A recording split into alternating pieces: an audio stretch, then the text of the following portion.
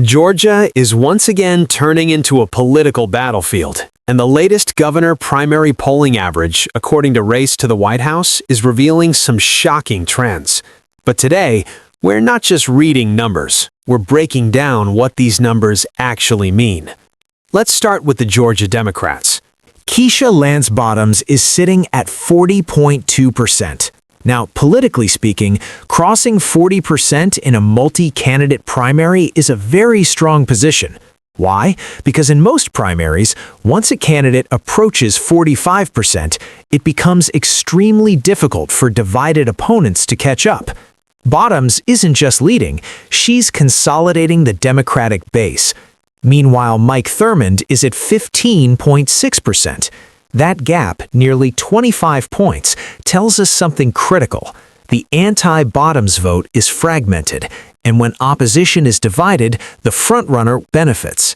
Geoff Duncan at 9.5% and Jason Esteves at 5.4% further split that field. Unless one of these candidates drops out and endorsements start shifting, Bottoms has a structural advantage right now. Now here's the strategic question for Democrats. Do they rally early behind a clear frontrunner, or does a late surge emerge if fundraising or debates change the dynamic? Now let's move to the Georgia Republicans, and this is where things get very interesting. Burt Jones leads at 20.5%, but this is not dominance, this is vulnerability. Rick Jackson is right behind at 19.4%, less than a 2-point gap. That's statistically competitive. This tells us the Republican base is undecided and fluid. Then we see Brad Raffensperger at 10.3% and Chris Carr at 6%. Here's the key reasoning. When no candidate crosses even 25%, it usually signals one of three things. Voters are still shopping, the field could narrow, a late endorsement, especially from a major national figure, could dramatically shift momentum. Unlike the Democratic race, where one candidate is consolidating power, the Republican race looks fragmented and highly competitive. That means more attack ads, more internal battles, and possibly a runoff scenario if Georgia rules apply. Now let's zoom out.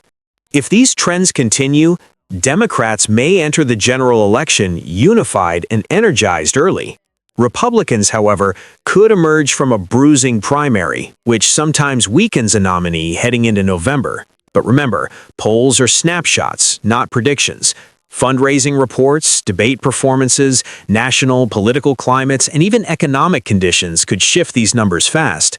So here's the big question for Georgia voters. Is this the beginning of an early Democratic consolidation? Or are we about to witness a Republican comeback surge? Because one thing is clear, Georgia is not just another state, it's a national political battleground. Drop your prediction in the comments. Who wins the primary on each side? And stay tuned to Shocking Election Poll,